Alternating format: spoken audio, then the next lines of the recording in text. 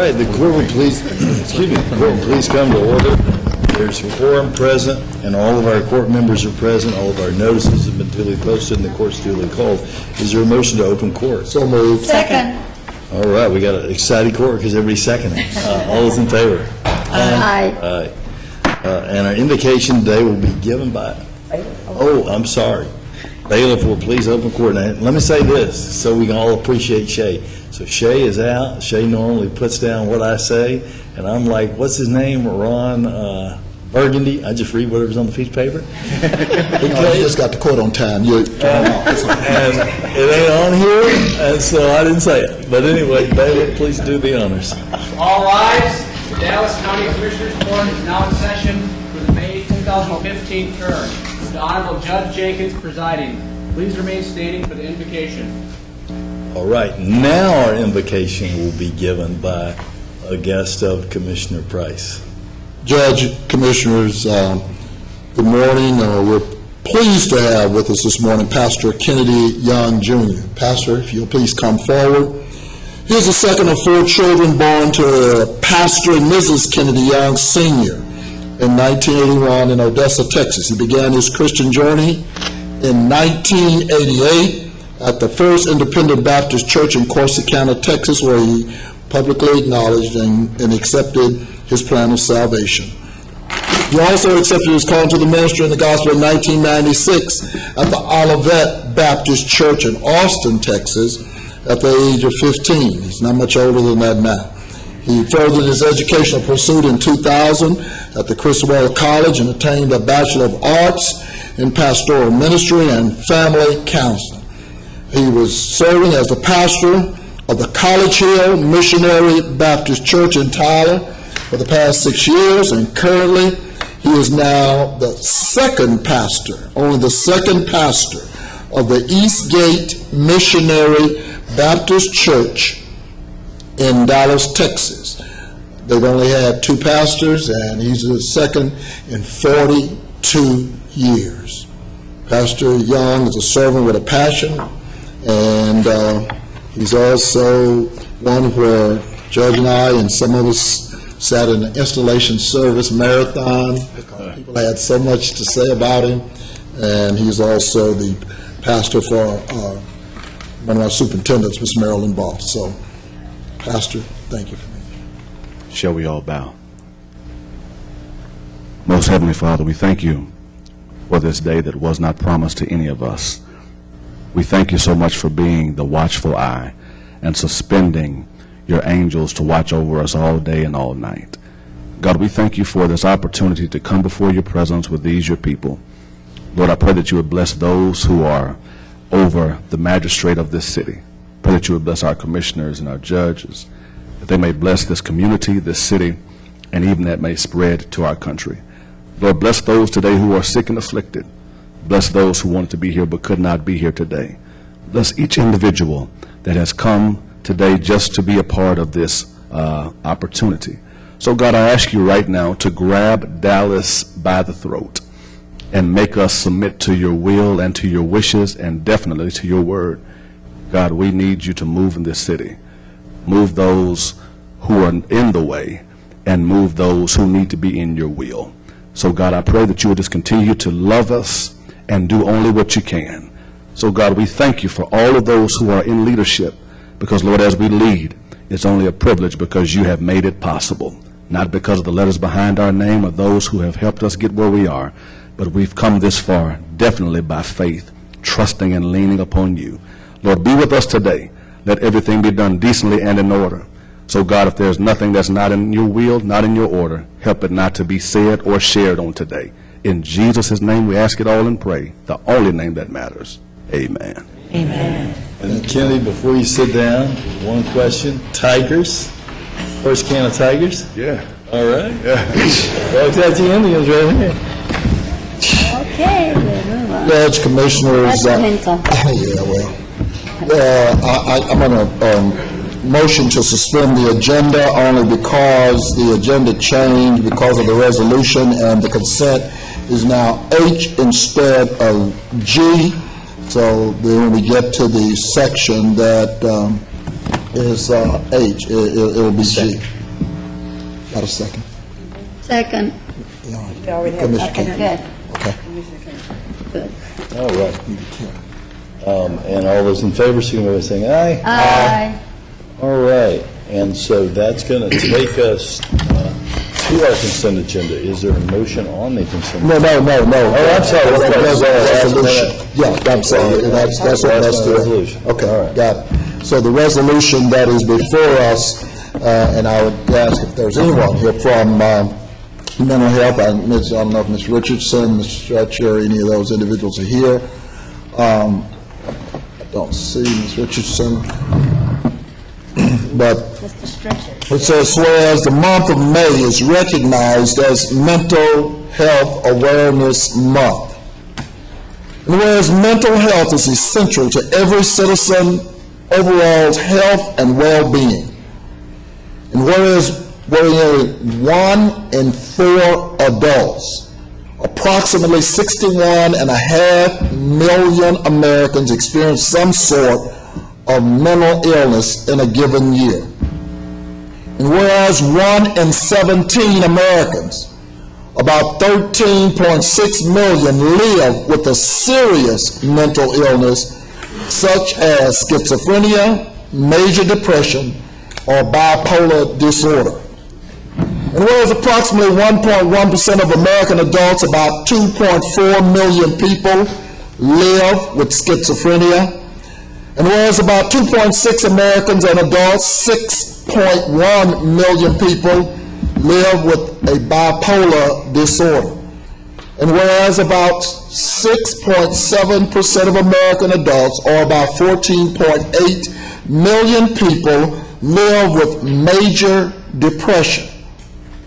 And whereas about 18.1% of American adults, about 42 million people, live with anxiety disorders such as panic disorder, obsessive compulsive disorder, post-traumatic stress disorder, and generalized anxiety disorder and phobias. And whereas about 9.2 million adults have co-occurring mental health and addiction disorders, whereas approximately 20% of state prisoners, 21% of local jail prisoners have a recent history of mental health conditions, and whereas 70% of the youth in the juvenile justice system have at least one mental health condition, and at least 20% live with severe mental illness. And whereas approximately 60% of adults and almost 1/2 of youth, ages 8 to 15, that suffer with a mental illness receives no mental health services at all. Whereas serious mental illness cost America $193 billion in the last earning year. Whereas living with serious mental illness face an increased risk of having chronic medical conditions, and whereas adults living with serious mental illness die on an average 25 years earlier than other Americans, largely due to treatable medical conditions, and whereas more than 90% of Americans who die by suicide have one or more mental disorders, and whereas in Texas, approximately 24.3 million residents, close to 833,000 adults live with serious mental illness, and about 288,000 children live with serious mental illness. Whereas the National Mental Health Month raises awareness about mental illness and related issues in the United States and the state of Texas, and whereas National Mental Health Month shines a spotlight on the needs of American citizens living with mental illness, and whereas helping people who have severe mental illness is compassionate, cost-effective, and one of the best long-term investments that our society can make. Whereas Dallas County is partnered with local governments, elected officials, mental health professionals, providers, advocates, criminal justice professionals, and the North Star region by establishing the Behavioral Health Leadership Team to address the overwhelming issues related to the cost, care, treatment, and housing of the indigent population who have a mental illness diagnosis. Whereas Dallas County supports early identification, prevention, and intervention, therefore, be it resolved that Dallas County Commissioners Court does hereby join with the mental health professionals, the providers, the advocates, and recognizes the month of May as Mental Health Awareness Month. And I so move. And I second. All those in favor, signify by saying aye. Aye. Aye. Motion carries unanimously. Mr. Stretcher, it's interesting on your sojourn from Austin on yesterday, down there all day long dealing with mental illness, so I think you're appropriate to respond at this particular time. Well, first, Commissioner, thank you so much for the resolution. And thanks to you, Commissioner Price, and Dr. Daniel for your work on the BHLT, Dr. Garcia for your participation and strong support at the North Texas Behavioral Health Authority, and of course, Commissioner Cantrell and Judge Jenkins, we always know you're there to support us. I think the BHLT has really been a model for the community to come together and work together on these important issues. We know what we face. Mental health is a big driver of what goes on in the jail and within the justice system. We face the constant pressures of not enough money and more people coming in, and the support you give us helps us with that. It's a particularly difficult time, I think, for our community as we face changes from the legislature in the way we've done business and real concerns about how that will play out and whether we will be left with adequate money. I think the message is we have to continue the fight, and we have to continue to work together to make sure that the folks in our community who need mental health treatment can get that treatment. The fact of the matter is, probably what is before the legislature at this particular moment in history will do away with a model that we have historically relied on called blended funding. And the individuals that are going to be most impacted is going to be indigent populations. Those individuals get Medicaid, they really can have a problem. We're going to have the issue, and it's basically a shift from the state to local taxpayers because they'll wind up in detentions and in Parkland Hospital emergency. The formulas that are proposed and are on the table are not sufficient to be able to just maintain where we are, much less the growth. And so we've got some real challenges. And Ryan, I don't know how, as we approach this budget, we're going to gear up for that. Because regardless of what the state does, except that they give us some relief for the next 2 years to give us an opportunity to adjust, notwithstanding that, we're going to take an $8 million hit at the minimum. And so we're challenged. I know a number of my colleagues. I spent the weekend on the telephone. I spent last night after juvenile board on the telephone. And I guess the rest of the state, even though we've been a project since 1999, and while we were, as they say in the country, while they threw us in the tank, we swam. We've been swimming since 1999. And the real travesty is going to be we still service 30% of the population with about 16% of the funding, and that funding seems to be going south. And you know, as a community, we embrace the need to change and grow and evolve. We recognize that this system that started in '99, that was at that point cutting edge, innovated, that we need to change. I think our main message to the legislature has been give us a chance to do that. don't force upon us within a very short time frame major changes in a system that's been in place for essentially 15 years. And number two, recognize there's going to be some significant cost simply because of unbraiding and unblending the Medicaid and indigent funding.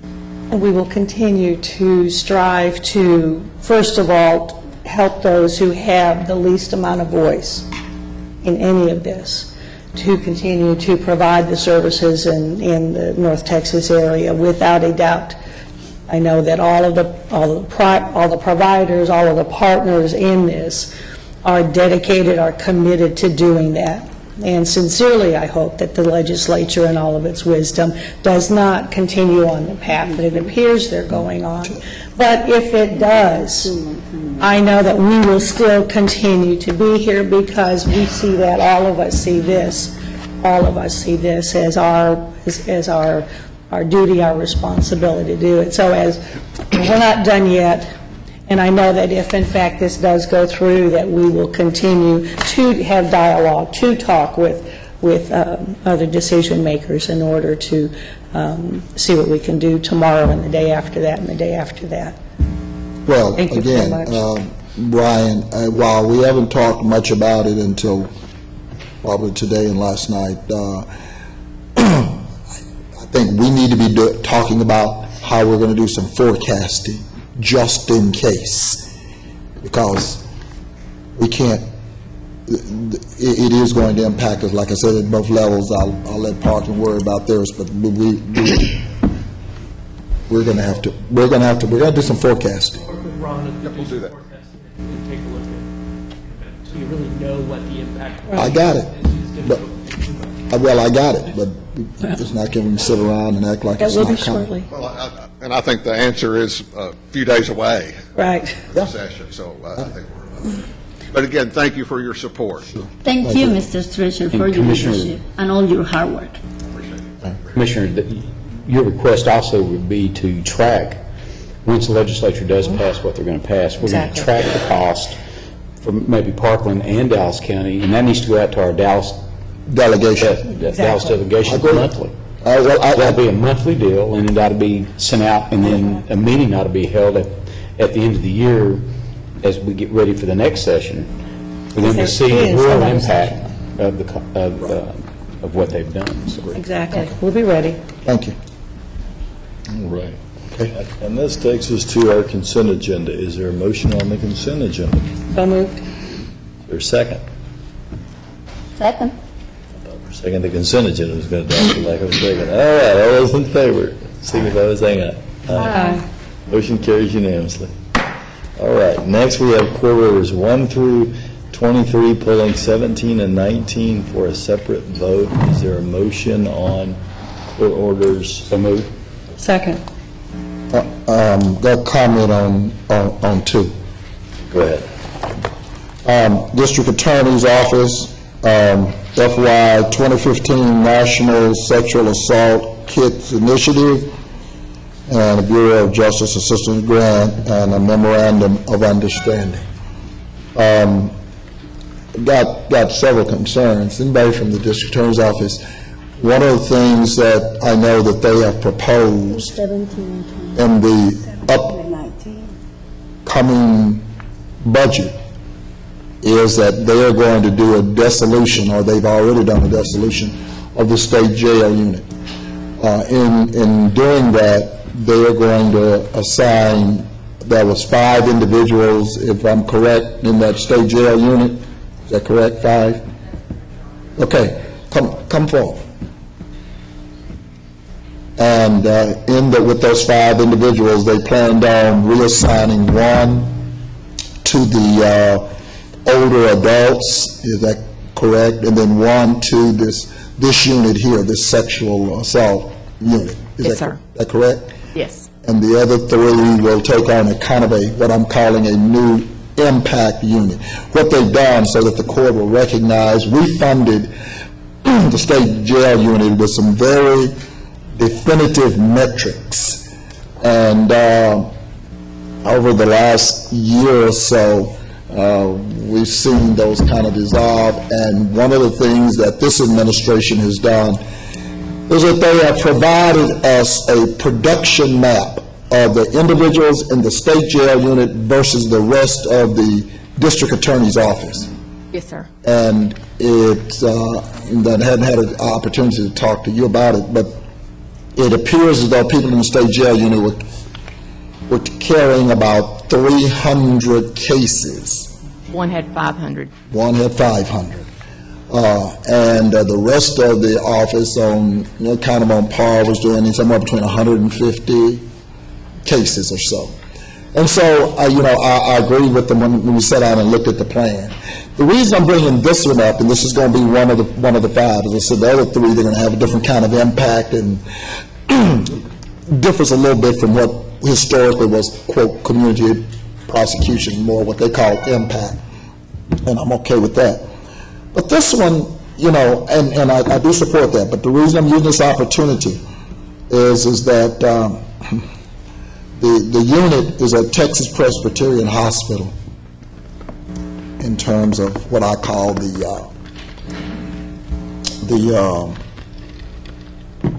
victims' licensure.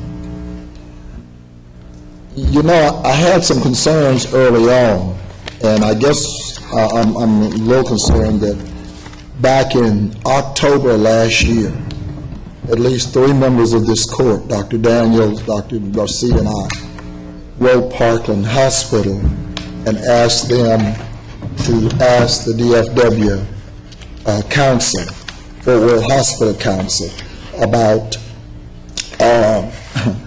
doing an overview of EMTALA that has fallen apparently on deaf ears. Haven't heard a thing, and of course I'm re-urging it. But I just got a real problem given their history.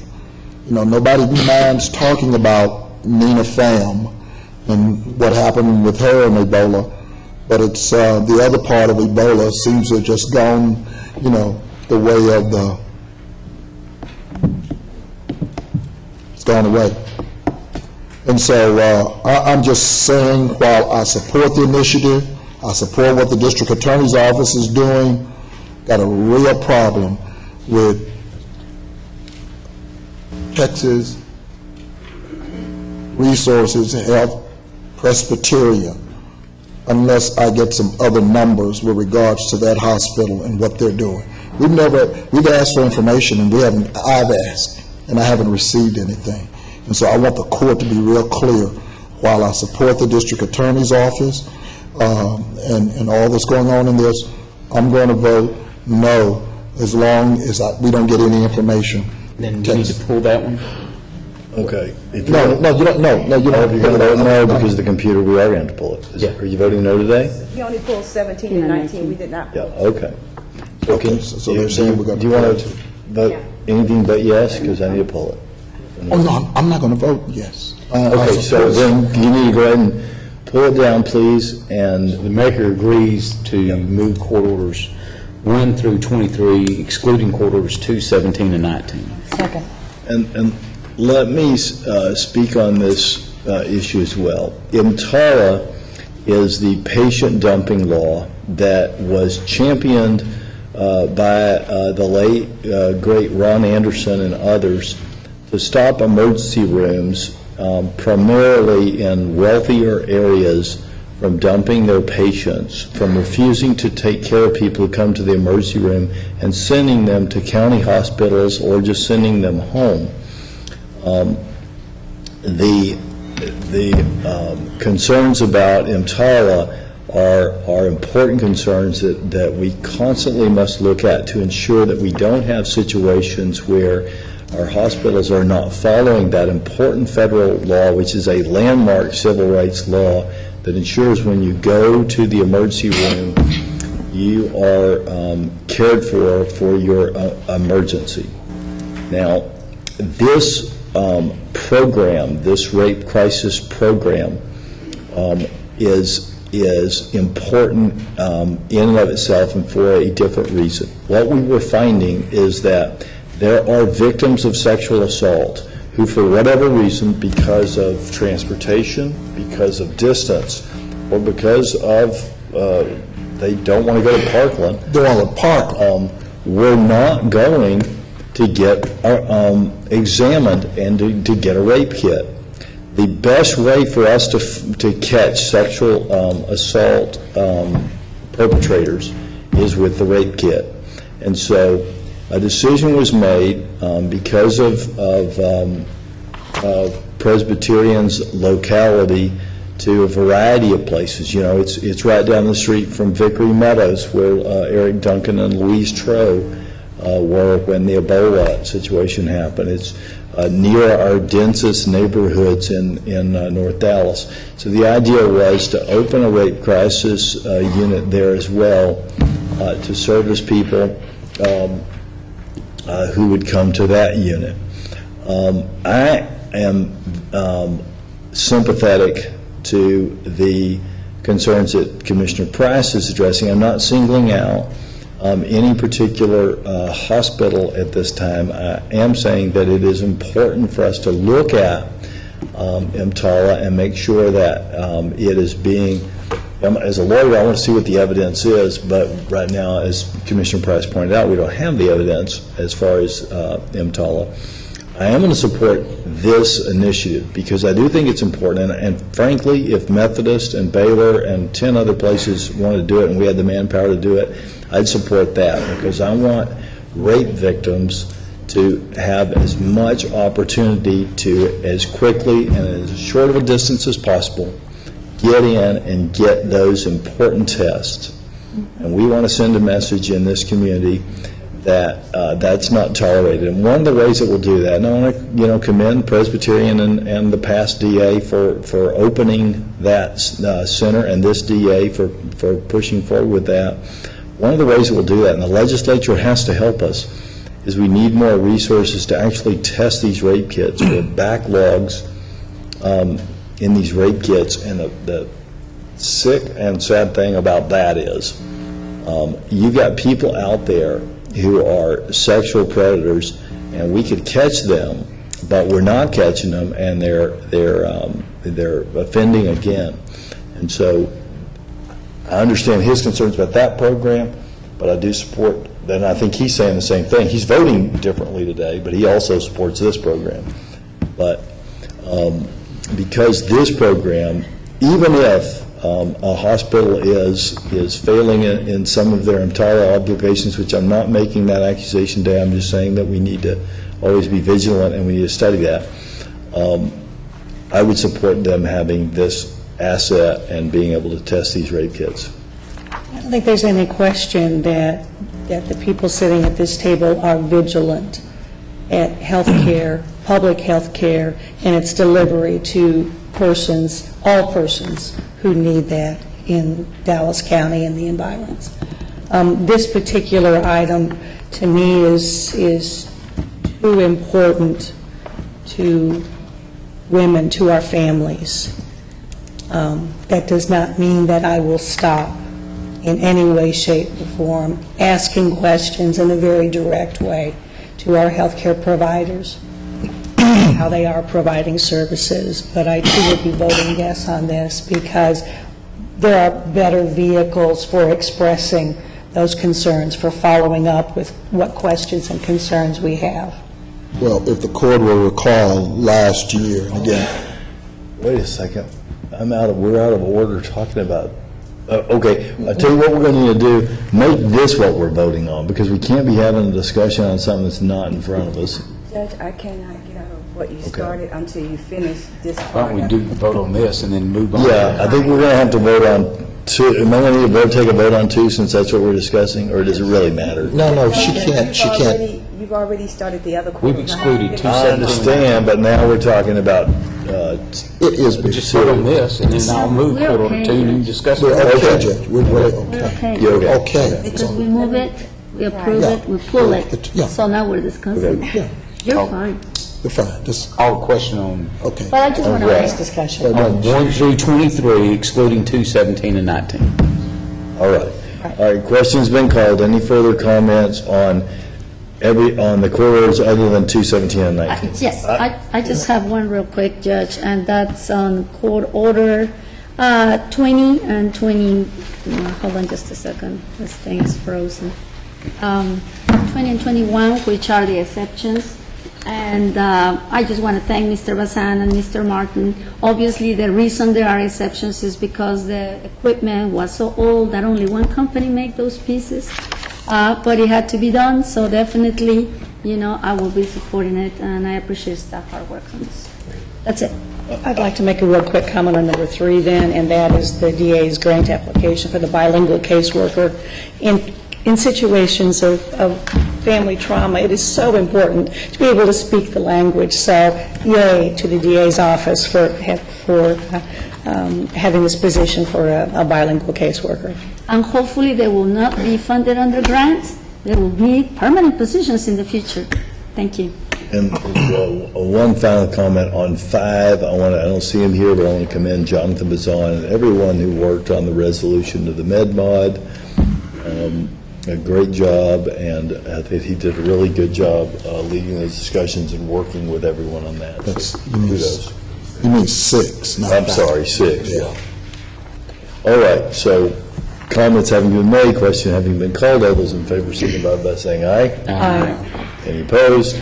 Those motions all carry unanimously. I move court order number 2. All right, court order number 2, I'll second. She seconds? Just No, a moment. you heard.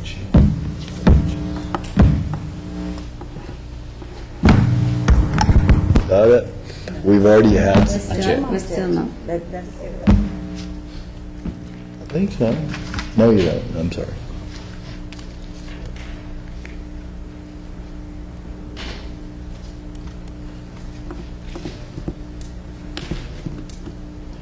All right, while she does that, Now you can vote. we've already had discussions. Is No, there, I thought she had another. No, we have the motion and we have the second. Commissioner Cantrell, motion. are there any further discussion? I just want the record to be clear. Last time, you were not here. At that particular time, last administration, I had the same concerns then. They can say what they want to say with regards to this other hospital. The truth of the matter is, they didn't want to go to Parkland. So I want that to be on the record and be clear. We've always had a place for them to go at Parkland. And with that being said, and I totally understand what Commissioner Price is saying, I had the opportunity to work with the Dallas Police Department, Safer Dallas, Better Dallas, and many of the partners that brought Presbyterian to the table. And while I understand, it's definitely important that Sorry. we keep this MOU, so I will be supporting it. Thank you. Okay, They're fine. And anyway, go ahead. that's okay. Still learn how to use the iPhone 6. I only had it for like 2 months. Okay. 2 months? I'm telling you, it is not, yeah. I don't want to get sued by Apple, so never mind. Got it. Okay. Now, I want that to be clear on the record, but I do support the movement of the district attorney's office, the reorganization. I think you're going to pick up about 400 new cases a year in addition to what you have backlogged. And I was surprised just to look and see you didn't have any more people than that in that unit. So I'll support that. I just don't support the other portion. So call the question. All right, all those in favor signify by saying aye. Aye. Any opposed? Nay. All right. Motion carries 4-1. Move court order 17. All right. Of course, I would move for an amended court order 17 and amend it after discussions with staff to make it coincide with the terminus date of court order 19, which would be June 30th of 2015. We haven't had a second yet, Judge. Okay, well, You're wait. doing 17? Well, yeah, he moved it. You can't do it to get a second, and so I'll second. Okay. Now, And then I move an amendment after discussions with staff to amend this order so that its terminus date is June 30, 2015, which is the same terminus date as Court Order 19, and with the anticipation that briefing item 20, which was laid out in briefing session last week, will be, you don't have to stand there. Thank you. I'm sorry. The briefing item 20 that was Judge Cordova 17's terminus date is 6/30/15. So you're not trying to amend 17. I must be trying to amend You're that. trying I to beg your pardon. That's why I moved 17. So, I beg your pardon. so 19 is the one that you'll be, I beg your pardon. I second 17. Okay, on 17 and 19, we have speakers. Yesterday, the Honorable Ken Moberg, who's here, brought by my office, which somebody handed me today, and Ken told me about last night, these letters, which, and 17. if I could take a moment of personal privilege to read, unless he wants to do it, Ken Moberg's letter, and then we can hear from our public speakers and have any discussions on 17. And the judge's letter reads as follows. We read it, Judge. Yeah. Oh, we already read it. all read it. I'm sorry. So We got a he- copy And of we it. want to thank you, Judge Okay. Mulberg. We want the rats out. Yeah. and Judge, I'm not sure that you received the email from the district attorney with regards to a question that I'd posed to the DA's office regarding whether or not the county has a right to do that based on the Attorney General's opinion and current statutory law. The ability. You haven't received that, have you? I think that said attorney-client privilege on top, so if you'd like to send it to him. Well, think I don't know if we it's- can. I mean, I'm just saying, you haven't seen that, and it was just sent to us, so, I think he's asking you, you can come up, he's asking you a question, I guess. okay. Obviously, I'm not expressing, could lawfully express anything on the legal implications of this. From a personal standpoint, I wonder why the county can dictate what colors our cars are when we buy them from vendors, but we can't dictate that certain companies have to pay their people a living wage. So that's my personal opinion. No, and we want to be sure that whatever we do is done within the law and what we can do. So I understand, Judge, that the amendment, Mr. Heichel, the amendment on number 19. Well, No, we We're on 17. 17, okay, on 17. I was mistaken on which one I was amending, so that's a little Yeah. bit of a confusion. Okay, so we're on 17. So we probably ought to vote on 17, But no, we should have the speaker. move 19, and then hear the speaker. Well, the speakers say 17 and 19, so I forgot. Whatever you're going to do. Excuse me, Judge, you have to take your speakers before you take the final vote. I realize that, yes. Okay. And Judge Moberg, it doesn't dictate, we take the bid on the car. The car is fuchsia pink. We can, hell, well, if it's the lowest and best bid, that's what we take. Yeah, we don't have the same privileges that the city does as a charter, to design their colors and bid them that way.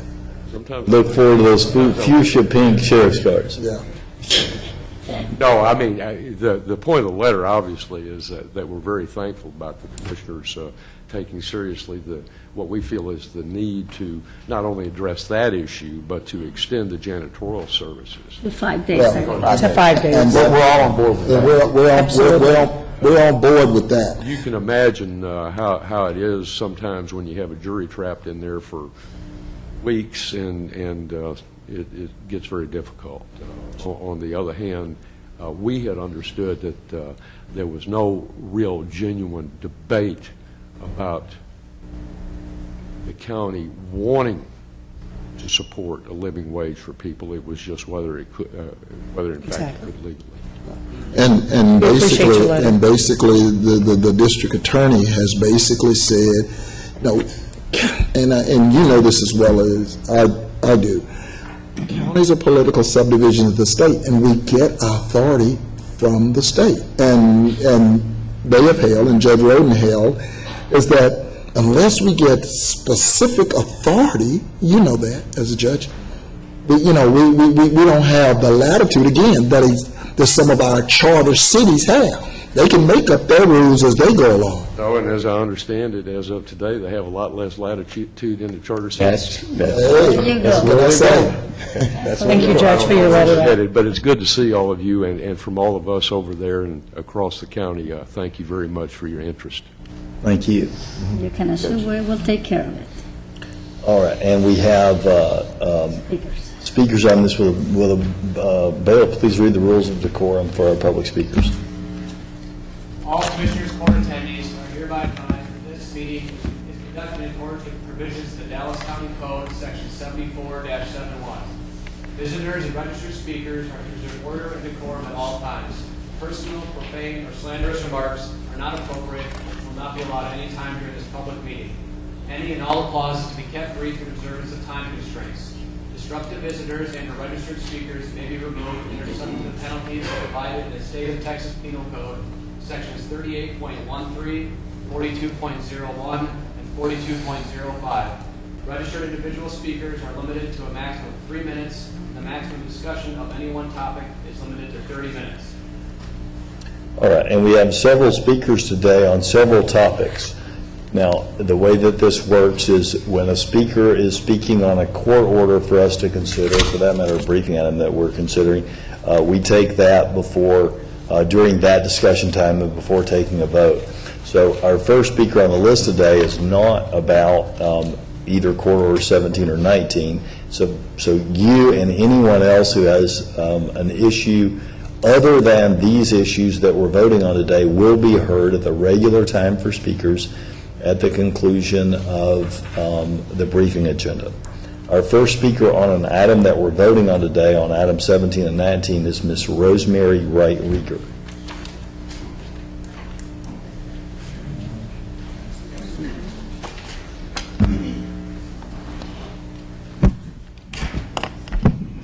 Good morning. I'm Rosemary Rieger. I live at 9533 Rocky Branch Drive here in Dallas. And I'm the organizer for North Texas Jobs with Justice and also the Community Engagement Coordinator with the Dallas AFL-CIO. And I would like to thank you for this opportunity to speak, and thank you, or the majority of the court at least, for working to raise the wage for Dallas County employees. It's great that county workers now have a decent wage and have benefits. Thank you for setting this example that the county is concerned about the livelihood of its employees and citizens. And today I'd like to ask you to consider doing this again, standing up for workers.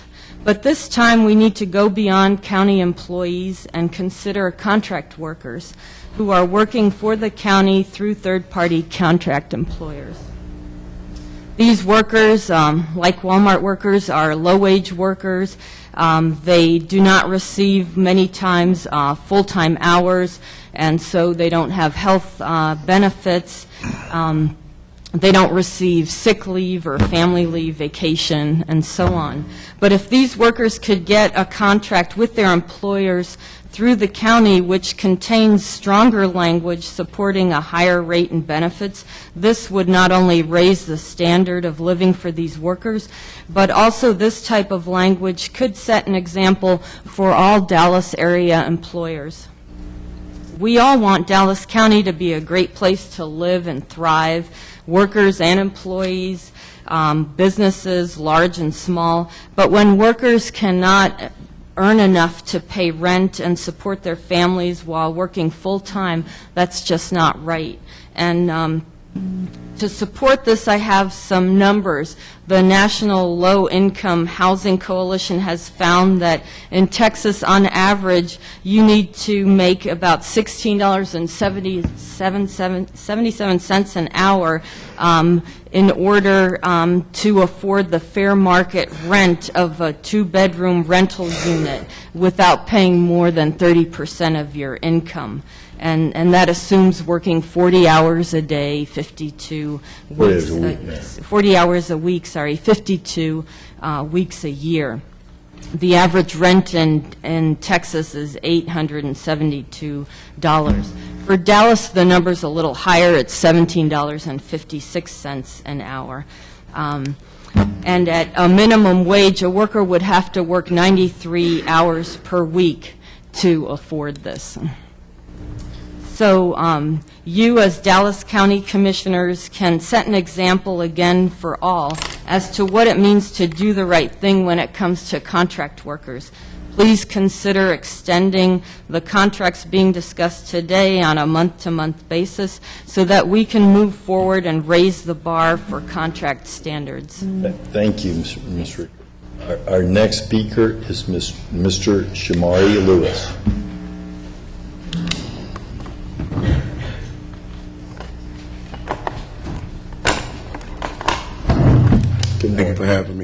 Could you just state your name and address for our rules? Thank you. Shamari Lewis. I live at 808 East Sanford, apartment 227 Nice. in Arlington, Texas.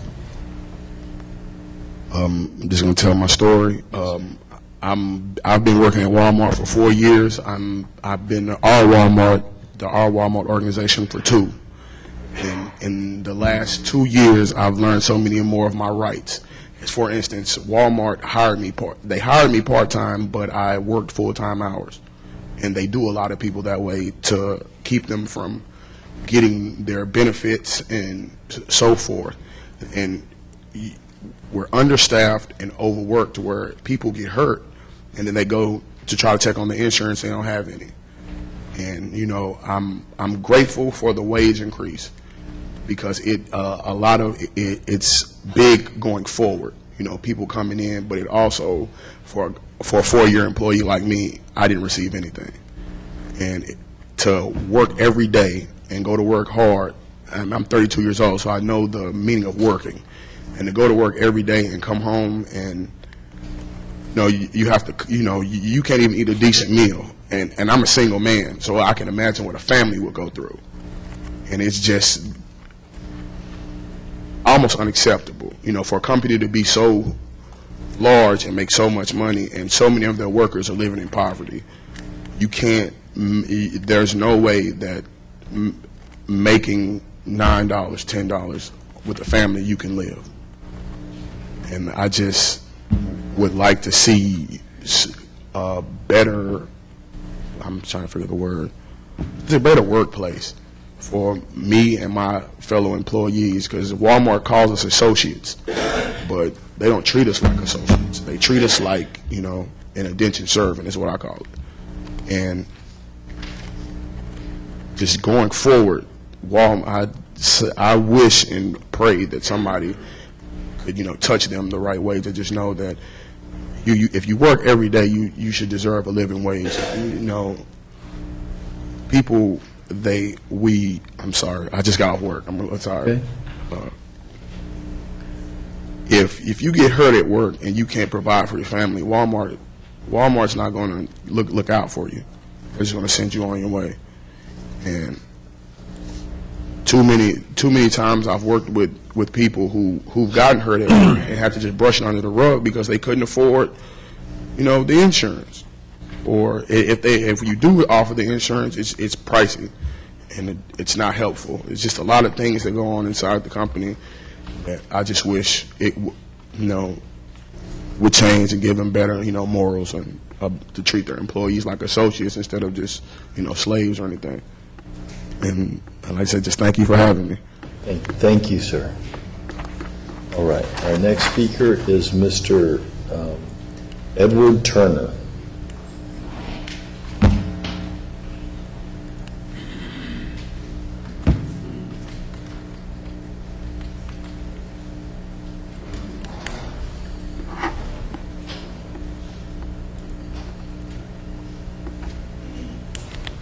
Mr. Turner, if you could please state your name and address before you begin. Thank you. My name is Edward Turner. I live at 4827 Pachuca Court, Dallas, Texas, 75236.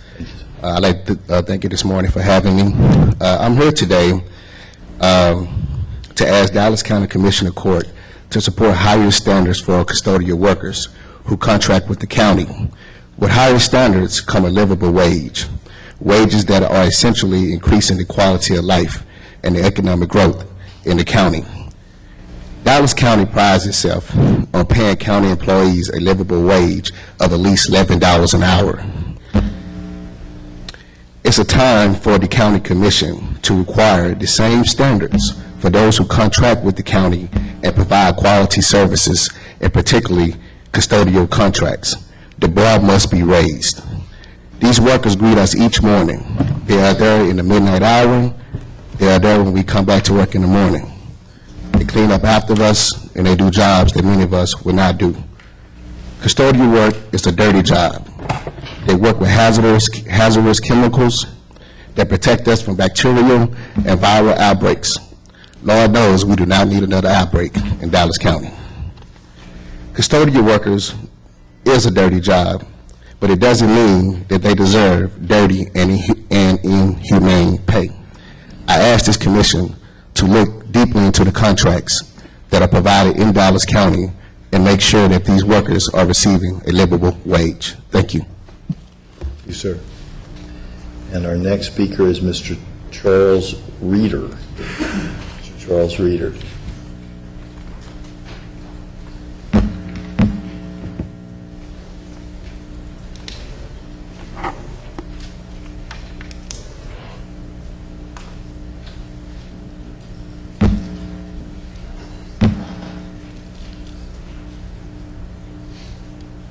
Good morning. My name is Charles Reeder. I live at 834 North Marsalis Avenue. Good morning, Commissioner and Judge Jenkins. It's a pleasure to be here this morning. As you know, a living wage is a moral issue. It's about dignity, and it's about justice. Workers' wages should reflect decades of increased productivity. Wages are much more than a mere product of economic bargaining. Rather, wages that do not allow workers to support themselves, their families, or the common good demand human dignity. A livable wage is a gateway to workers' dignity. A large body of research documents indicate the many economic and social benefits of paying a living wage, including numerous positives for workers, but employees also benefit significantly though. Business will see a decrease in employee turnover.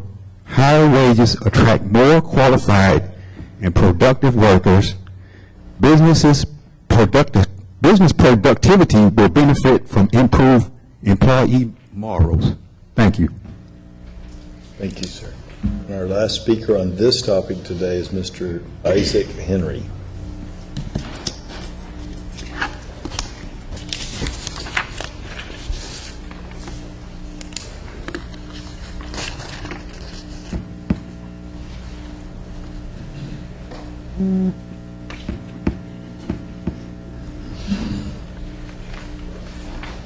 Good morning, Commissioners and Judge Jenkins, Judge Jenkins. I'm Isaac Henry. I reside at 834 North Marsalis Avenue. The truth is that paying a living wage benefits businesses, and as well as employees' wages, we pay workers as a reflection of what we value as a nation. And we Americans value hard work. I believe that people who work hard should be able to build a better future for their families. Hard-working contract workers deserve fair pay for their work. In the wealthiest nation in the world, and in one of the biggest states in the country, no one who works for a living should have to live in poverty. It's time we raise our standards for not just the employees of Dallas County, but the people who play a critical role in our future for our county and our contract workers as well. And I thank you. Thank you, sir. All right. Judge, for the record, I want Judge Roden to place on the issue the question that was posed to him and your response with regards to the, quote, county being able to establish a minimum wage in terms of our contracts. And as you do that, let me point out, that was a request made by Commissioner Cantrell.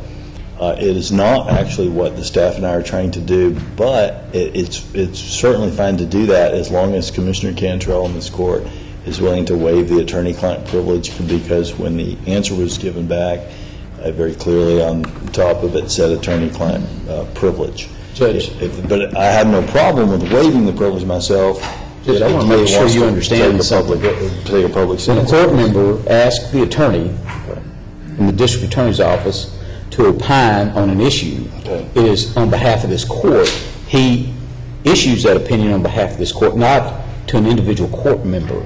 So it takes this entire court to waive privilege, not an individual court member. And what I'm saying is, if the DA would like to take a public position on the living wage, I'm happy to waive the privilege.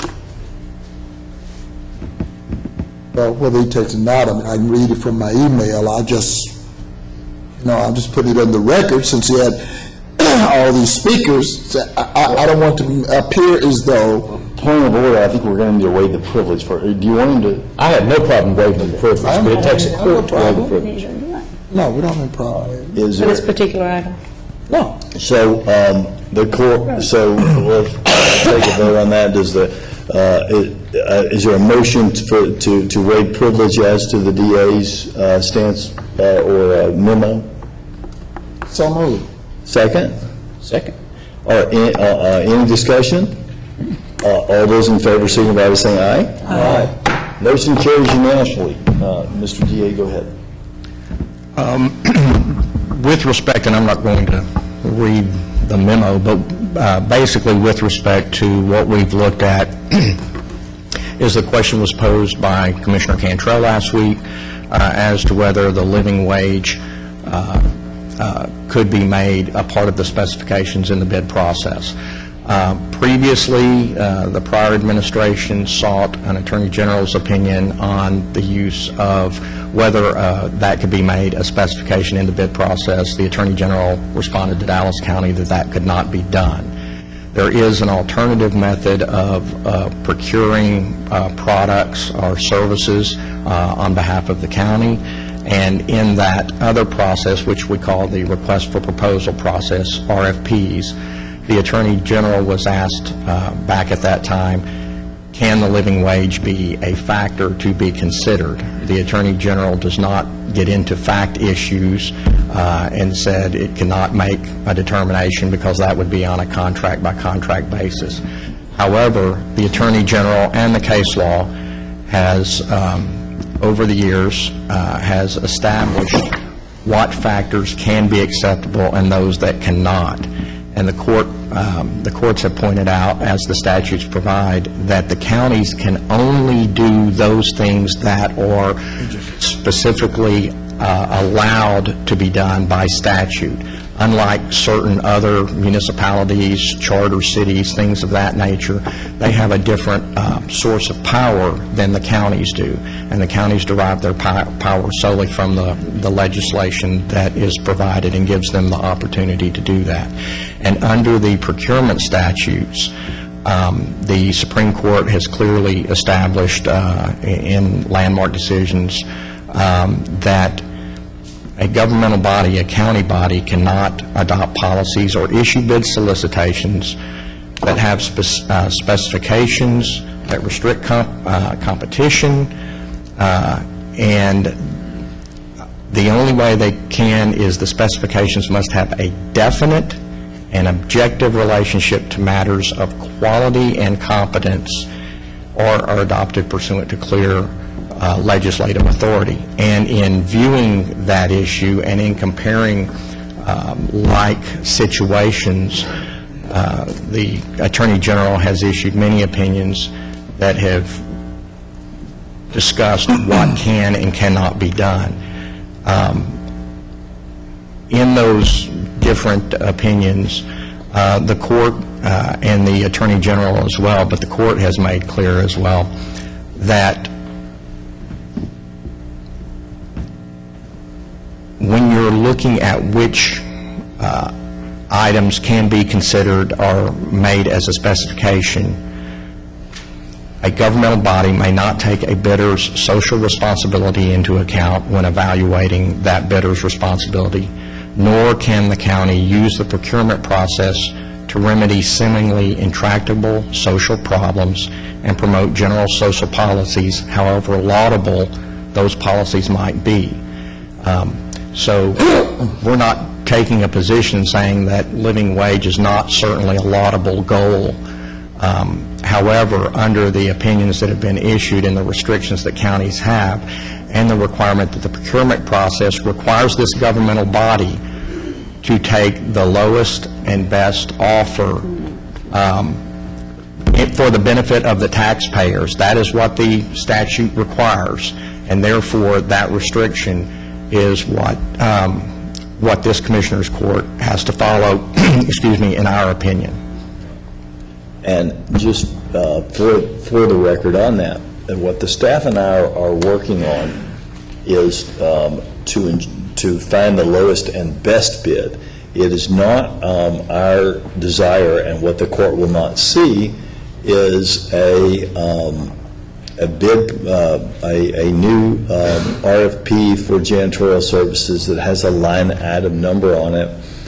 As the Attorney General has already stated, that they believe, although Attorney General's opinions are merely advisory and are not controlling law, you go to court for the law, as you do with any lawyer opinion, but as they've already stated that they believe that as a line item is a violation, we're looking at issues that deal with the competence of the people doing the work. And let me give you an example of those things. And those things could lead to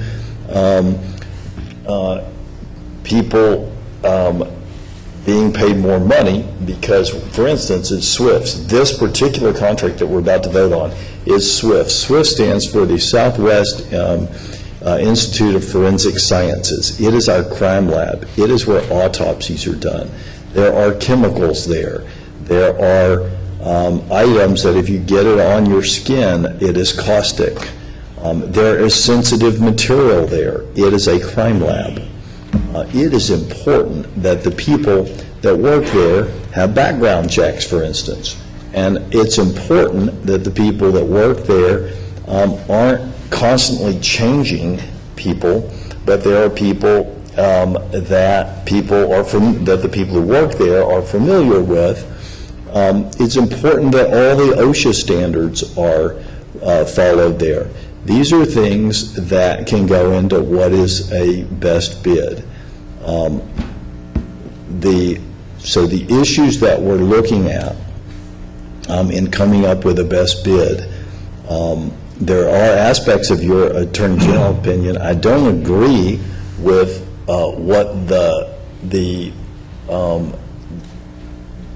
majority in Texas of elected officials want to happen with the living wage, but I accept that the law is currently what it is in certain aspects. But at the same time, we look at, for instance, if we didn't have background checks, people would be paid less. If we didn't pay the minimum wage, people would be paid less. If we don't enforce OSHA, people can be paid less. So it's not absolutely a race to the bottom to see how low we can go on these contracts. It also has to look at the two at what is being done and can it be done in a safe, legal way, and in a way that doesn't lead to rat infestations and the problems that we're currently having. The other contract that we're looking at today, and just because I think it's very important that the public understand this, we're looking at two places that we're cleaning today. One, where people are paid $9.25 an hour to clean SWIFT's, our crime lab, one of the most sensitive places in the state for both not spoiling evidence and for not doing things that you shouldn't do there. The other is we're cleaning HHS. HHS is where our sexually transmitted disease clinic is.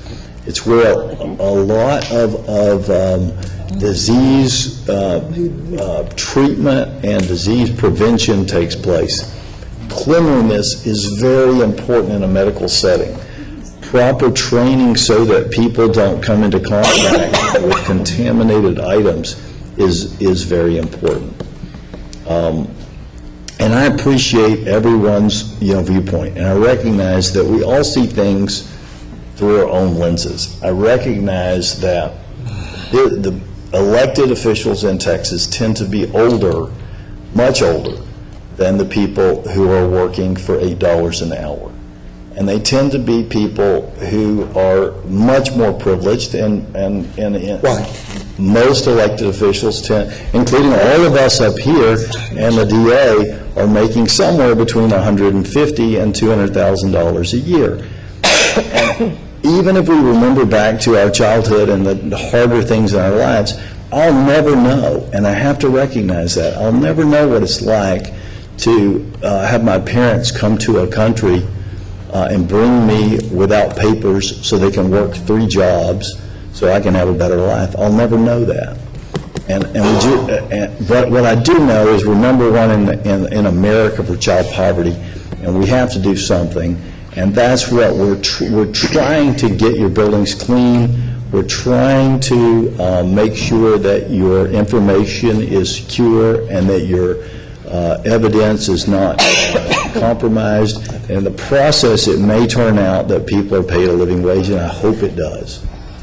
Madam Purchasing Agent, with regards to SWIFT, the Southwestern Forensic Institute, we've always had a different standard for that building. Am I not correct? Yes, sir. Okay. And I know the judge didn't mean to infer. However, all of those standards have always been a part of that bid. Is that not correct? Yes, sir. Okay. Same with HHS, as Chairman of Public Health. I mean, Judge, I understand, the passion, but don't infer that we've known all along with regards to that particular contract. It's different. Now, what somebody bid and paid is different. I mean, I don't want to continue to cycle this as though we have the opportunity to do something, we can't do. But that bid has always come in higher because of just what you said. And so that's not different. And I just didn't want the inference to be, this individual has that contract because, somehow they're not following OSHA. They're not doing, they recognize all this. And that contract costs more than other contracts. So that's all. I just want that to be clear for the record. For this number 19 or number 17, what we're looking at is the extension through June 2015 in order to allow purchasing to prepare the RFP, right? Mm-hmm. So this is exactly that review that you would be doing to match up. That's right. The services that are required and what the RFP is saying, which is what has been done, but it's that review that goes on when you're preparing an RFP, right? Let me know, Madam President, will you please set the record straight with regards to that, because that's not the case. First of all, you can't get a bid on the street by 2015, but anyway, that's a whole other story. Historically, commissioners and county judge, janitorial services have been solicited as an invitation for bid, not an RFP, over the past 20 years, 20-plus years.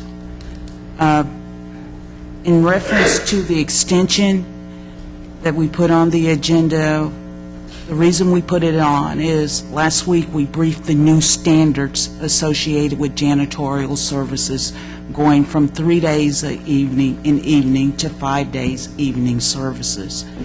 So since the solicitation for the Swifts building is currently under 3 days evening services, since it does not have any more extension options associated, we asked for a temporary extension to June 30th in order to release it under the new standards. Plus, we'll make some modifications as previously done for that unique situation like we did with the Health and Human Services. And this is the second temporary extension. This is the second temporary extension. But the judge's concern, the judge's recommendation is that we go out to an RFP as opposed to an IFB on all of our janitorial contracts. So in actuality, we're going to need a little bit longer than June 30th, 2015 in order to do that. We're going to have to extend it a second. We're going to have to extend it again. So, yeah.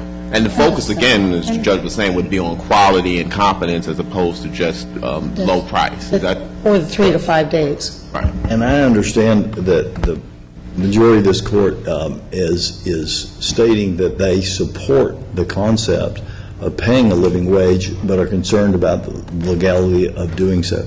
And I think as a body, we all support that we want those who are doing our cleaning services in our buildings to follow all OSHA standards, to make sure that they're in compliance with state and federal law. And it's important to note, these are not opinions, these are facts. The people that are cleaning the buildings at Swifts are making $9.25 an hour without any benefits. They're working for a company where there are 379 employees. 200 of them are Hispanic females, 110 of them are Hispanic males, 13 of them are African American males, one of them is an American Indian. When I get over to Anglos, out of that 379, there are 7 people. So I think it's an important thing for us to look at, that all of the people in this diverse county are treated fairly. And I'm concerned about a variety of things for these people. I'm concerned, I want to ensure, and again, as Commissioner Price pointed out, I'm not inferring, I'm not looking for new and ingenious ways for people to sue me. But if you feel so inclined, DNA Building Services, Inc., knock yourself out. But I want to ensure that we are actually using the proper safety equipment as we do our jobs. I want to be sure that as people are promising that they are following rules, like, for instance, providing us with an EEO-1 as to their management. And by the way, I notice on DNA Building Services, Inc., an EEO-1 is what tells us the minority participation in the contract and the minority participation in ownership and management. They've left all that blank on theirs, and I'm assuming that the one that they turned into the federal government is required by law, probably has that information in it. So one of the things I'd like to do to protect MWBE participation as we do this RFP is that we not only get whatever EEO-1 these companies decide to turn into us, but we also get the last file-stamped one that they turned into the federal government, so we can compare the two. That we not only get their promise that they did background checks, but we get actual proof of the background checks of the individual human beings that are going to be in our buildings. A whole host of things that I think on a 5-0 vote, this court would be for.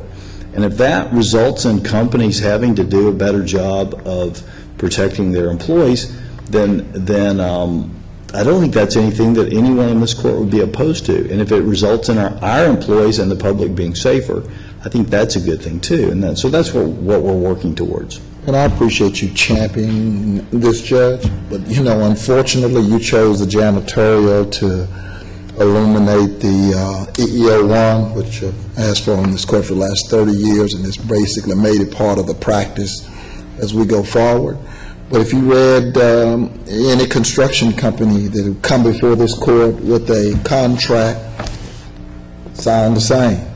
It wouldn't sound any different, And so, I appreciate that. They left it blank. No. They didn't even bother to try to fill it in. And believe me, we look at enough of these. We look at enough of these that we know. Yeah. And so I'm just telling you that you're looking at that one. This is a total different one. So I got that. But nothing. I mean, all that being said, I guess I just call the question on 17. So the question has been called. All those in favor of this court order? Aye. Vote by saying aye.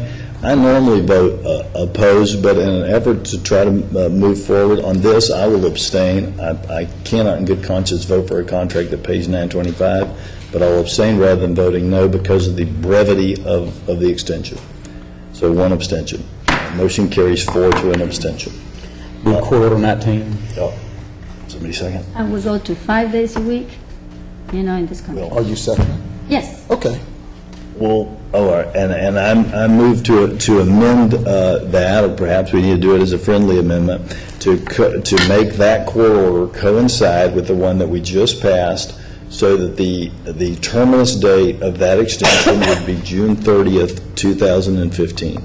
Do we need to vote that separately, or is that a friendly, acceptable amendment? I wouldn't accept an amendment because... Oh, and Gordon you want to accept it, or do you want I to won't, because we already have a 30-day. Every contract Dallas County does has a 30-day clause in it. Actually, this isn't the commissioners, I'm speaking as an administrator. Section 26 of this, will be the contract, has a 10-day out. So 10-day out, because it's a okay. one-year contract, you can give the vendor 10-day notice if you want to end the contract with or without clause. And the majority of our contracts have 30 days, so this is actual shorter than the In 30 this days. contract, Judge, the amendment wouldn't make any difference. Because we can terminate it, give it 1 month. And my concern would be this, that what we'll hear, and as long as we don't hear as long as the court is not persuaded by this argument later when we bring back the RFP, that, oh, but wait, I got a 1-year extension, why, I expected to do this work for a year. This is a real impediment to me, because I was told I had this contract until 2016. So I'm trying to avoid that, because I don't want a situation where those $8 an hour employees continue to, that company that has those $8 an hour employees cleaning up that medical waste continues to make an argument that, well, I'm just a poor small business with 100 people cleaning buildings in the middle of the night for me, and I need to keep my contract for a year. I want to make it... Come on, Judge, the contract is the contract. It's 10 days out, 30 days out. It says 10 days. And we have done it before, right, Mr. Michael? Yes, ordinarily, even though it says 10 days, our custom has been to give at least 30, that's right. So we can do what the judge wants to do, without amending this item at this point. I think getting the RFP drafted, we're on our second extension for Court Order 17. That's going to go to a third, maybe a fourth, maybe a fifth by the time you get the RFP, because developing the criteria under that to do what the judge is trying to do, that the DA's office tells us we can't do, I mean, it's going to be extremely difficult. And the DA's office has to sign off on it, so... And Commissioners, I keep in mind, last time we briefed you, we were doing IMB to procure new candidates for these contracts. But now the conversation has been shifting or shifted to an RFP. Now, we're still waiting for direction from you, so whether or not it will be an IFP, which will hit the streets next week, or an RFP, and then for you to tell us what you want to be the evaluated factors to go into an RFP. So, and that takes about 90 days to hit the streets, come back, evaluate, and then make final offer. Also, on this contract, is this a 5-day? All of them were. Yes. All of these are 5 days That's the now. new standard. Everything we do has. The new standards is 5 days. So again, Judge, I support your point. However, with the amendment that you're proposing, nothing will change under this contract. We still can do the notice within 30 days or whatever we're ready to do the final, and whatever we decide if we're going to be an IFP or an RFP, and we'll be ready to go. And again, just for the record, this contract is with Oriental Building Services, Don't Inc. mention the company. 138 employees, 37 of them Hispanic men, 40 of them Hispanic female, 5 of them Anglos, 16 of them African Americans, 20 of them Asian, 13 of them African American women, and 7 of them Asian women. And the ones that clean our building get $8 an hour with no benefits to clean up a building that has sexually transmitted disease and other clinics in the building. And we're taking care of that today by going from 3 to 5 days. Hopefully the rat era will be done for a while. This is HHS. Call the question. Call the question. I'll second the call of question. All those in favor? Aye. No. A motion carries 4-1. All right, and this takes us to our time-sensitive court orders. Now, No. Just for the record, that vote was not on the motion to call the question. That vote was on Court Order 19. On the court Court order. order. Right. Right. I want to make sure that's Right, on the no, I record. got it. Okay. All right, so we have 3 time-sensitive court orders. Is there a motion on the So time-sensitive? move.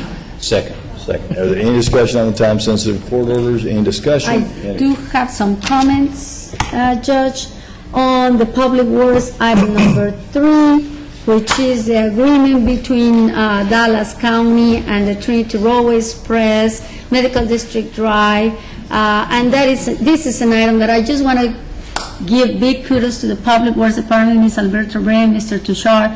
It's an item that we used to be in District 3, Commissioner Price, and now it's in District 4, and it has been delayed for more than a year, and it took all of us, pretty much working together to move this. It's a Medical District Drive, issue of transportation and how it's going to be the transportation issues within, the new Parkland Hospital and all the other hospitals around it. So it's an item that is extremely important for Dallas County, for the medical district to compete, and more importantly, to save some of the space in the transportation issues. So kudos again, Mr. Tushar, great job. I know those meetings are not the most exciting meetings, but definitely, Alberta, you and your staff have been doing a great job. Thank you. And when I handed it off, it was 80% complete. Anyway, let's go.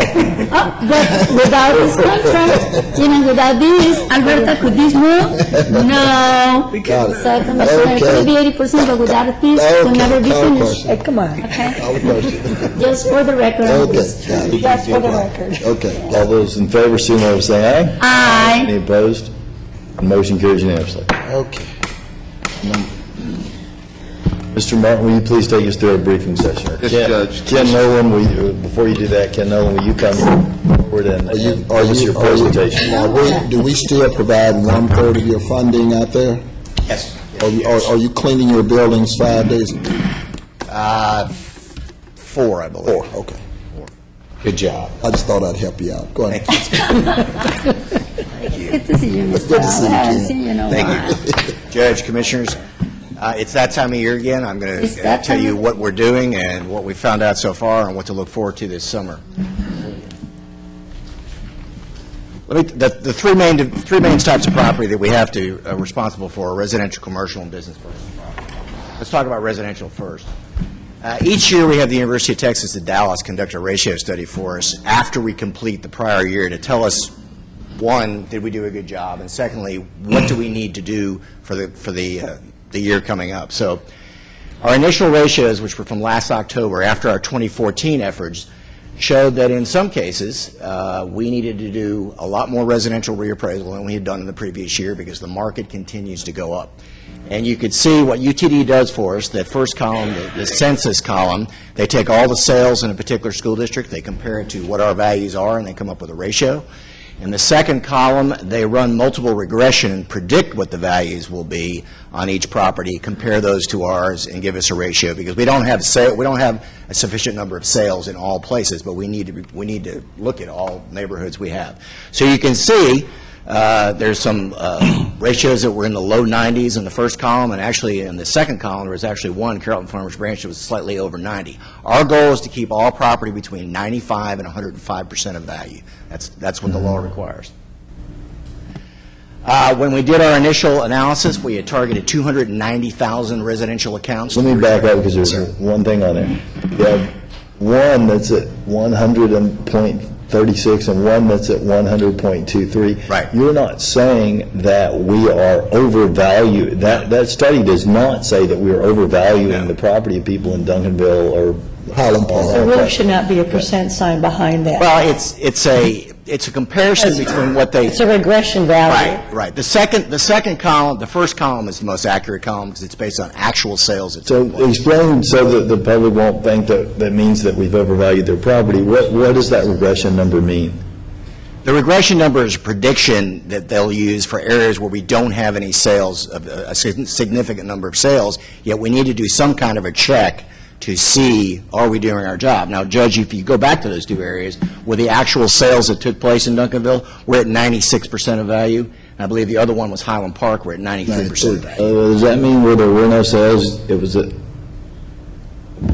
I just want to make sure we're real clear. For no one in Duncanville was charged any more than the value of... No, they were not. Was assessed any more than the value of... No, they were not. Okay.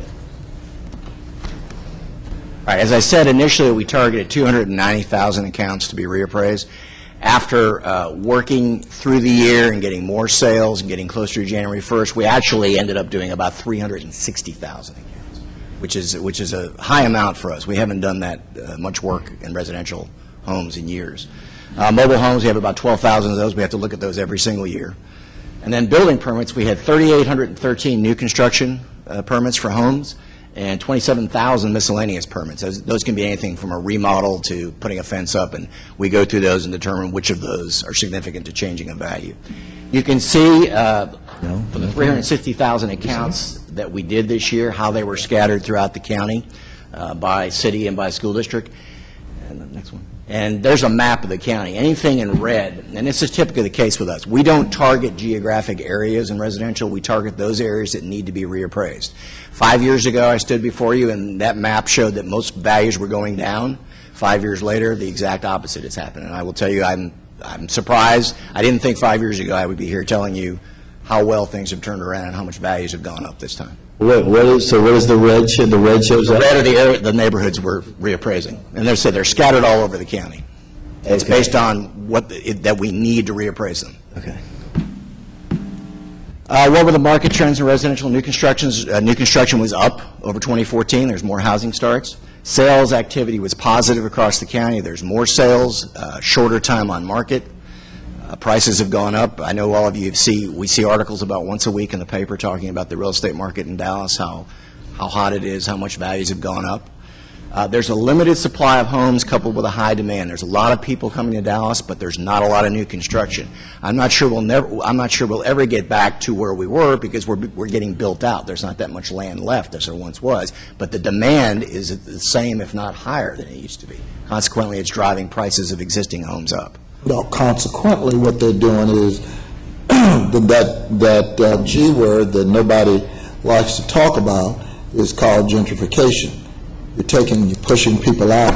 Talk about poor people, taking neighborhoods and you're making it where homes were years ago were built at $30,000 have now increased to $90,000 in value. People are coming in, purchasing them, knocking them down, raising them, and then building, $500,000 homes. That's what's going on. Yes, that's true. Okay. Many areas, days on market are less than 30 days. We often hear stories of people putting a sign out and getting multiple offers in one day over list price. And the percentage increases in value for residential are higher in 2015 than they were in 2014. Commercial's a little different. As you know, Texas is a non-disclosure state, so it's hard to do what we do in residential because we don't have access to all the sales. So we do more of a geographical reappraisal on commercial property, and we also target certain property types, apartments, warehouses, office buildings, whatever. We try to do at least a third each year. Our major property types in commercial are office, retail, industrial, and apartments.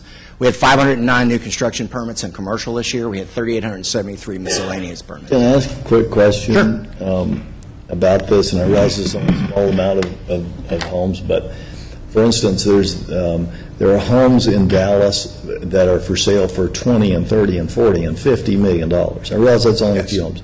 But then there are other homes that are for sale for over $1 million, and that's a bigger chunk of homes. Some of those are private sales or something to that effect. How is it, though, that when the home is sold, we can't get pretty close? I mean, can we not get pretty close to the evaluation of what it's sold for? Let me answer that two parts. First of all, listing prices, especially on high-end homes, in many cases have no relationship to what they finally sell for. In fact, estate homes that we've looked at, there's typically about a 40% difference between what they're listing and what they're asking for. Okay. Now, as far as getting the sales, an estate home, is that like one that's for more than $5 million or I'm talking $2 million? 10 million, 20 $10 million, okay. There's been talk that, why is the listing price here? Why is the appraisal district here? It's a listing. It's someone's expectations. Until it actually happens, we're required to only use confirmed actual sales that take place. And secondly, if we did know, it would be that. if a house sold for $30 million and we knew it sold for $30 million, we would appraise it at $30 million, right? Absolutely. We would analyze the sale first to make sure it's in fact a normal market transaction. We have to How do would it that. not be a normal market transaction if a willing buyer paid a willing seller $30 million? There could be financing that was not typical. There could be personal property. We've seen estates that have sold with all the contents in them. Okay. Secondly, we may not have disclosure in this state, but we're responsible for keeping track of the ownership. Therefore, we have all the deed records from Mr. Warren's office. So if you were to come into me and say, I think my value is too high, the first thing we're going to notice is, well, there's been a deed transaction on this property, and you're going to tell us all about that first before we decide whether your value is too high or not. Okay. That's just the way it works in this state until we get disclosure. Okay. And it has been fought, legislative session after legislative session for at least 8 or 9 years, Mr. Nolan. Oh, longer than that. 30 years. Yeah, and it never passes, right? It never will. Okay, But can we please, nothing that we don't know. what you said there, that's useful information. So a commercial property, for instance, where there is, no disclosure, but we can read in the morning news or that something sold for $35 million, right? And yet it's appraised at $8 million, okay? But the morning news says it sold for $35 million, so how would they, can we not appraise it at $35 million, and then if they want to come in and prove they paid less, they could do that? That's what we do. That's what we're doing? That's exactly what we do. If I read in the paper that a downtown office building sells for $200 million, and we've had it on the rolls for $150 million, I can do one or two things. I can not do anything, which we don't, or I send them a notice for what I read in the newspaper, make them come in with all the information about the sale, the leases that were in place, the rents they're getting, the occupancy, and so on, and then determine what the actual value is. It's not a good way to work. Most states don't do that, but as That's what we have. Commissioner Garcia said, that's just the way how we have to work in this state. It just happened in downtown, no? That's how the reappraisal was spread out on commercial. Same thing with the map. The areas in blue, we were looking at the improved values and the land values, and the ones in yellow, we were reviewing just the land values. And keep in mind, on commercial property, there's certain parts of the county we look at every single year, the Central Business District, the LBJ Corridor, the Tollway, Las Colinas, because the market moves so fast in those areas. And the other thing is, commercial property is represented by professional consultants who are going to come in regardless of what we do. So we end up talking about all of it every year. Okay. What do we know about commercial? Again, like residential, new construction's up, and you can just walk outside downtown and see all the cranes and what's going on. So it's a hot market, especially multifamily. It's a positive job market. Obviously, Dallas in particular is a favorable business climate. People are coming here. The market remains strong, and we probably have similar, slightly higher increases on commercial property in 15 than we did in 14. Last is business personal property. We've got 72,000 accounts. We've got leased equipment, about 13,000. We've got odds and ends, aircraft, pipelines, things of that nature that we're responsible for. We'll receive about 62,000 renditions. You're required to render by law. If you don't, there's a 10% penalty. As the date of this slide, we had received 36,000 renditions. The deadline was just last week, and we're still processing those renditions as they come in. And we have about 1,400 Freeport accounts across the county. That's how the 92,000 accounts are spread out by the different jurisdictions. Business personal property, the market values are up for most entities, which again is a sign of a good economy. People are reinvesting in their businesses. New assets, retail inventory is up because times are good again. There's a continued increase on capital investments. When we do our budget visits each year and we visit all our cities, one thing we always ask is their sales tax revenues up? And typically, if their sales tax revenues are up, business personal property typically follows. Can I ask you a quick question about that? On the business personal property with the economy being up, is it mostly we're essentially taking their word for it on what they turn in on their business personal property? Not at all. Okay. We have, when they render to us, they're required to attach documentation to the rendition. We're looking for your books, your records, your accounting records, all those types of things. And again, if you come in and you say, well, I think my value is too high, you're going to have to turn over all your information. Otherwise, we will send you to the appraisal review board, and they'll probably ask the same question. Okay. You need to see your information. Okay, thank you. And I said taxable values on business personal property are up as well. So what, at the end of the day, after we were done with our reappraisal, on residential, we had 330,000 accounts that went up, 25,000 that went down, 292,000 that stayed the same. Commercial, almost 20,000 went up, about 1,600 decreased, and about 52,000 stayed the same. And then 29,000 personal property went up, almost 14,000 decreased, and 50,000 stayed the same. In all those, in the last two categories, in commercial and residential, a small amount of accounts make up a large portion of the value. Okay. How did you get a notice in 2015? If you were a new owner, you received a notice from us. If you had a value increase, if it was the loss of a homestead exemption, if you're a new account to the roll, if your cap value went up from the previous year, you got a notice. If you rendered to us, if you had a tax consultant, and then all business personal property accounts get a notice. In addition, those are the legal requirements for us to place a notice in first-class mail. We PDF a notice for every single account in Dallas County and place it on the website. So everybody can see a notice, even though we may have not legally been required to mail them one. Our notice projection, we sent 393,000 residential notices, about 32.5 commercial notices, almost 100,000 business personal property notices, for a total of about 523,000 notices. Last year, we only mailed 454,000. So we mailed about 69,000 additional notices due to the fact that values are up. And we go back one time. We sent about 55,000 electronic notices to those people who sign an agreement with us, said they want electronic communications with us. And that number continues to increase each year, which saves us cost on mailing. Great. I know that. So, we released values last Thursday. You received your preliminary values. You can see for Dallas County, the total value was up almost 11.6%, and these are market values, not taxable values. Residential was up slightly over 8%, commercial was up 16%, and business personal property was up 10.3%. And you can see the same thing for the City of Dallas and Dallas ISD. Those increases are some of the largest we've seen, and probably since before the crash in 08, probably since 06 or 07. The market came back a whole lot faster this time. This is, in my memory, and I've been down there 34 years, this is the third time we saw the crash. This time it came back quicker. I remember in the 80s it took about 7 or 8 years, and the same thing in the 90s. It took about 7 or 8 years for us to get back to the level we were. Now we're back and over the level we were. So you've been there how long? Because your hair was black when you... 40 years. It was red. It was red, actually. Yeah, okay. 34 years. So, but the economy is doing well. We sent out notices on May 1st. We began the process on Monday, May 4th. ARB hearings are tentatively scheduled to begin on May 18th. We will hold Saturday hearings for those people who request them on June 20th, and if we need to have more Saturdays, we will add them. We hopefully conclude our hearings on July 16th. I will get the records back from the ARB so I can certify them on the 17th.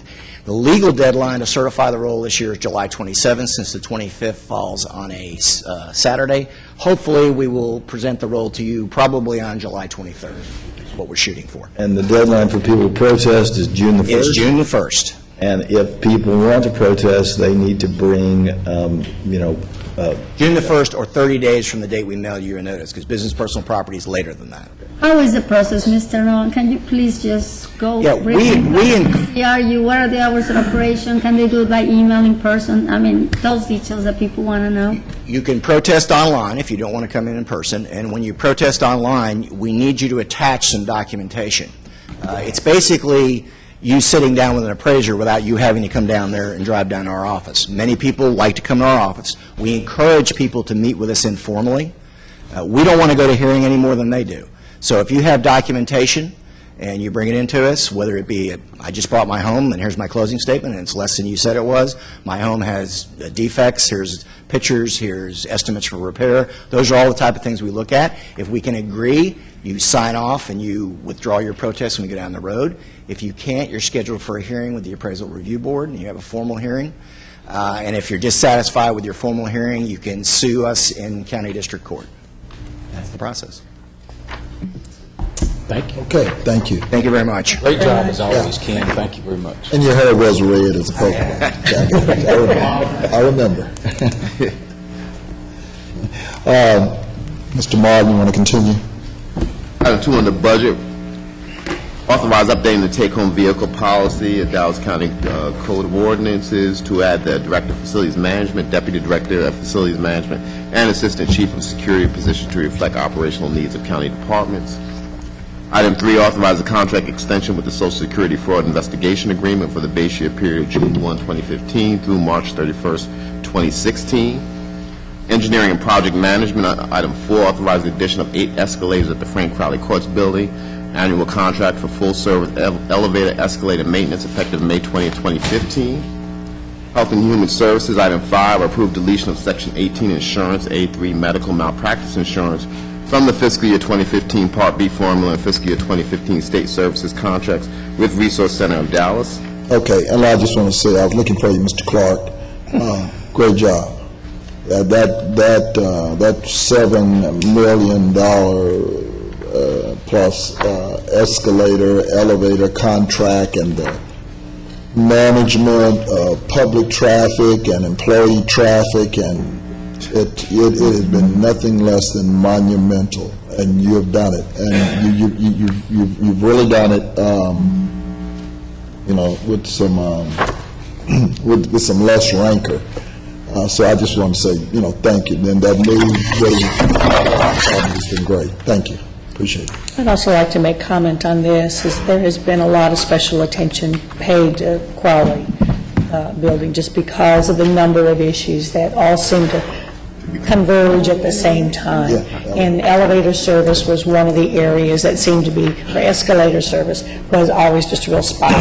So this attention to those kinds of details will hopefully make this public building a lot more easily used by the public and by all of the Dallas County staff and elected officials who have to work there. So thanks for paying attention, and I'm glad that's what we do. That's why we're here. It's a huge task. And I just want to thank staff. I mean, we were talking about elevators and things that we should have been paying for a long time. This makes actually a reality. It's a full-service elevator maintenance, and the modification to our escalators at Frank Crowley, is with a rotating, maintenance. So if this goes correctly, right, Mr. Martin, every single elevator should have maintenance at any given time. That's right. Elevator and escalator. And escalators, yes. Thank you very much. And finally, hopefully, we're getting there, guys. Thank you for your patience. Thank you all. And thank you to staff.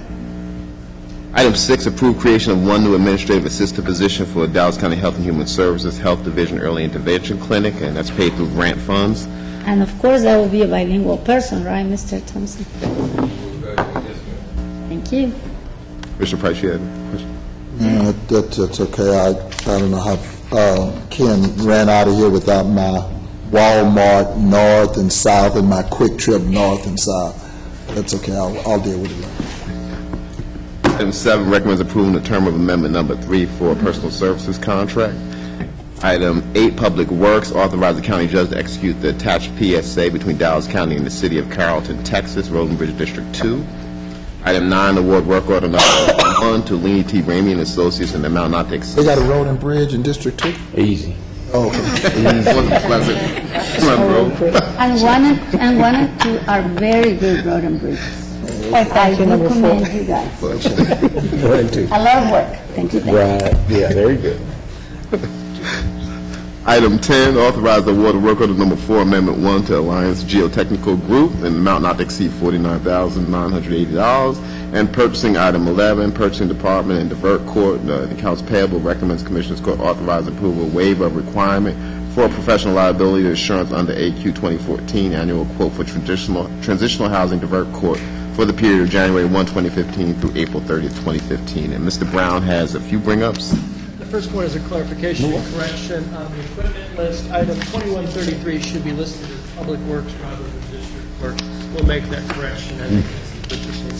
The second item is to purchase $265 worth of lines for the Hill Center and the Juvenile Department so that they will be in compliance when they're inspected. And there, yeah. Thank you. All right, we have 2 speakers remaining. Well, I just want to make one comment, Judge. I'm sorry.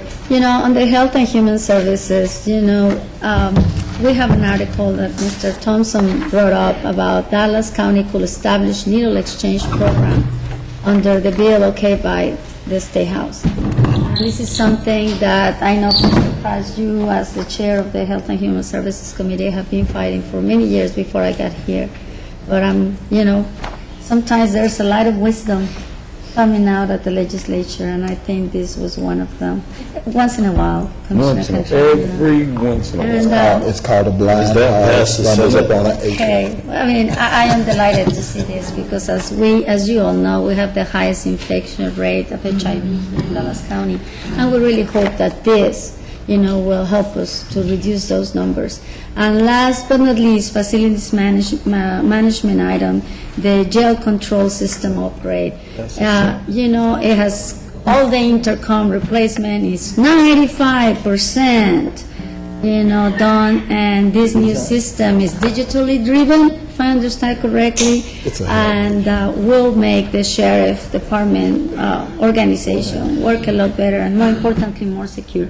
So again, thank you, Mr. Brown, Mr. Martin, and of course to Mr. Lilly and the Facilities Department for. And I just want to add this that point. for Joyce Strickland and Mothers Against Teen Violence, because she has continuously advocated this position. Yes, passed out, yeah. Let's go. Thank you. Thank you to both, Mr. Thompson That's what and the I need to Facilities pay. Department. Done. Sorry, Judge. No problem. And speaking of needles, Alyssa, the Vista upstairs, is taking a class where she has to draw blood. She's looking for volunteers. So if anybody wants an inexperienced person sticking in trying to draw their blood, Mr. Price? you can get that right up there, up on top of the stairs. She's sitting right out there. Come on, Judge. We gave it the office already, thank That's you. what you scare people. Needles nowadays, guys, are very thin. Actually, a lot better than they were when we were kiddos. I have very good veins, so I wouldn't mind to be one of the... Sounds like a volunteer. We'll see if you can hear us over there. Because, people all the time say things like, I'm scared of needles. Professional needles today are the best needles if you're going to be pinched. So, with that being said, no need to be scared of needles, guys. I don't care whether you call it a I know butterfly. Price. I don't care whether you call it a butterfly needle or it's a needle. Mosquito bite. The judge would like a mosquito bite, right? Okay, Mr. Thompson, I didn't mean to scare you.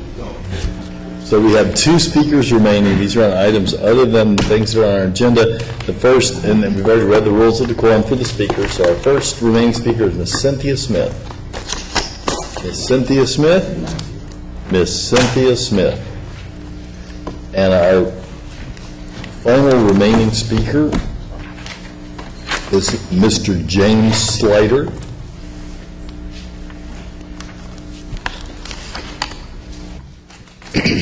James Slider, 4014 Warrenton Drive, Dallas. Honorable Judge Jenkins and Commissioners, Dr. Daniel, I hope your staff received my apology for not having this information ready for you as you requested. Please protect the public on I-20 and sheriff employees on Langston Road from possible stray bullets. On June 1st, the City of Hutchins will vote to allow inexperienced handgun trainers to shoot towards cars driving on I-20 between I-45 and the Trinity River from a firing line 200 yards to the south at the most, on a gun range where at least 7 major state safety standards are being violated. If there is an accidental gun discharge in the southwest direction where no gun range safety features exist, sheriff officers 300 yards away on Langston Road could be hit as they enter and exit county property. The NRA gun range guidelines that Texas state law requires a gun range to follow contains a chart that shows all common handguns can project bullets up to a mile or more. Attached public documents and public hearing audio recordings do back up my statements. Also attached is a discussion of how Hutchins will violate state law if it allows the gun range to operate, and written evidence from Hutchins that the gun range is actually located in unincorporated county, where the gun range operator and property owner has sought no county development and fire code permits. The prior gun range operators, two Hutchins police officers as individuals who operated the gun range for Hutchins police officers and who leased the gun range for $1, have provided no evidence to the government of EPA gun range lead recovery regulations compliance. It is doubtful these two individuals on a Hutchins police officer salary had and spent money for lead recovery operations. The EPA and TCEQ have already been contacted about a possible lead contamination site. Since the gun range has been out of use since 2001 per the property owner and public record, the lead is considered waste and under the law, and the EPA recommends a frequency of 1 to 5 years for lead cleanup, even on ranges with minimal use. It would be negligent for the gun range to resume operations without first confirming there is no lead issue.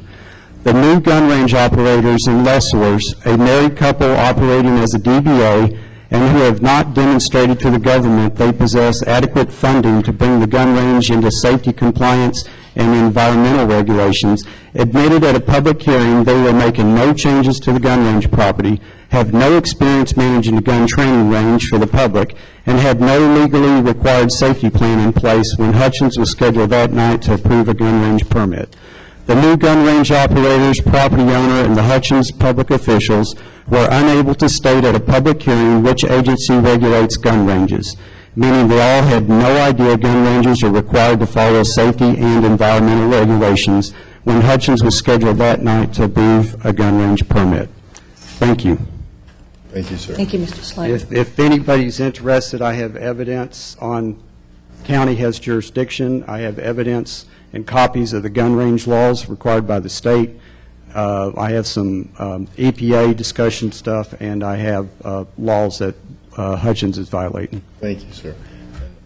If you would leave that with Mr. Martin, we can make copies for anyone who, thank you, sir. All right, and this concludes our public speakers for today. We'll now adjourn momentarily to our closed session. Any item that requires a further vote after closed session will take place in a subsequent open session. The matters to discuss in the closed session are matters under Chapter 551 of the Texas Government Code. Thank you. Commissioner.